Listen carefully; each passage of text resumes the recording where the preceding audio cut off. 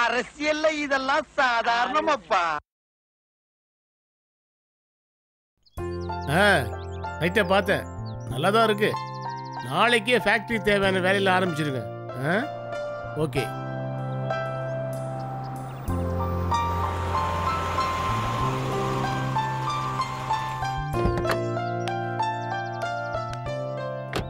என்ன இவன் வெறப்பா வரான்?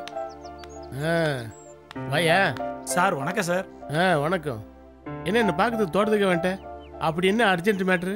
ஒன்றும் இல்லைங்க சார், நம்ம கனகராஜ் கொலைகேஸில் வந்து கேசவன் ஒரு அப்பாவியை கைது பண்ணி பொய் கேஸ் போட்டிருக்காங்க. ஜாமீன்ல உடனே சொல்றாங்களே ஒழிய விட மாட்டேங்கிறாங்க. அதான் உங்களை பார்த்துட்டு போலாம்னு.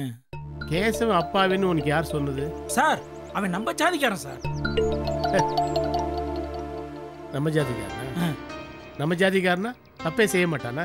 இந்த பாரியா, எனக்கு இந்த ஜாதி கீதி இதெல்லாம் நம்பிக்கையே கிடையாது. எனக்கு தெரிஞ்சதெல்லாம் முதலாளி ஜாதி மட்டும்தான். அப்புறம் அவனை எப்படியாவது வெளியே கொண்டாடணும்னு பெரியண்ணங்கிட்ட போய் சொன்னேன். அவர் தான் உங்களை பார்க்க சொன்னாரு. பெரியண்ணா ஃபோன் பண்ணாரு, டைட்டனுக்கு ஏதோ காரியம் ஆகணும்னு. இதானா அது? Very interesting. அதான் சார், அவன் பொண்டாட்டி கூட ஊர்ல உண்ணாவிரதம் இருந்துகிட்டு பெரிய பரபரப்பு பண்ணிட்டு இருக்கு சார். ஓ, இது வேறையா? சரி, நான் ஏற்பாடு பண்றேன்.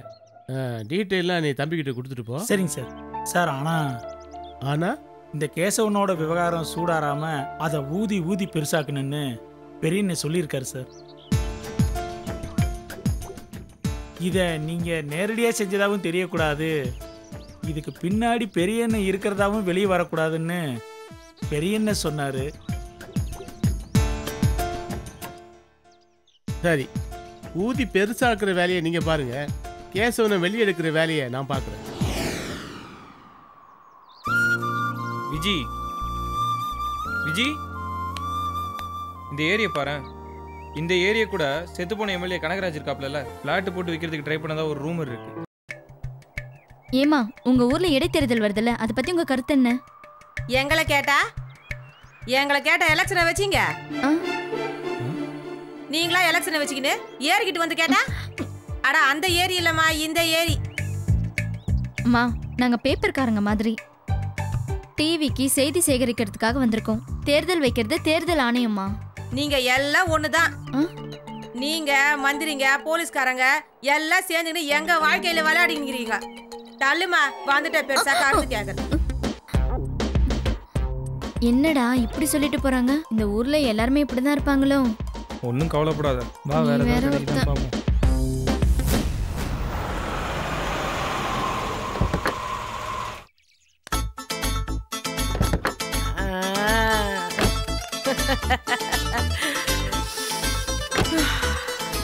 பாத்தியாடா சிட்டு, இதான் நான் பிறந்த இடம். ஏங்கா இங்கே பிறந்த நீ? இது பள்ளிக்கூடம், நான் பிறந்தது ஹாஸ்பிட்டல். ஆரம்பிச்சிட்டியா? சரி, நீ என்னதான் படிச்சு முடிச்ச? நான் படிச்சேன், அத முடிக்கல. அதனால என்ன, doctor Malarkodi MA MPhil PhD போட்டு போஸ்ட் அடிச்சு ஓட்டிடலாம். இது நான் பிறந்து வளர்ந்த ஊருடா. நான் ஒன்னாதே பாஸ் பண்ணலன்னு எல்லாருக்கும் தெரியும். நீ இந்த மாதிரி ஏதாவது பண்ணுன்னு வச்சுக்க, காரி தூன்னு துப்புவாங்க. கிராமத்து மக்கள் பார்க்கதான் ஒரு மாதிரியா இருப்பாங்க, அவங்கள ஏமாத்த முடியாது. இதே நீ சொல்ற மாதிரி சிட்டியா இருந்ததுன்னு வச்சுக்க, Bharat Ratna, doctor, MA MPhil என்ன வேணாலும் போட்டுக்கலாம், அவங்க கண்டுக்க மாட்டாங்க.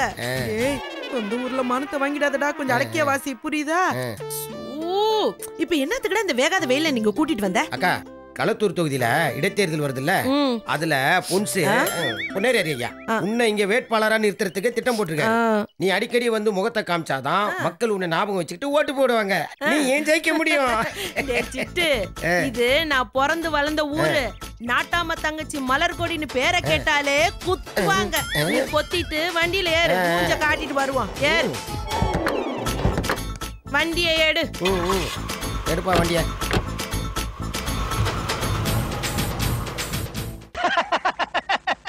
அரசியல்ல இதெல்லாம் சாதாரணமாப்பா.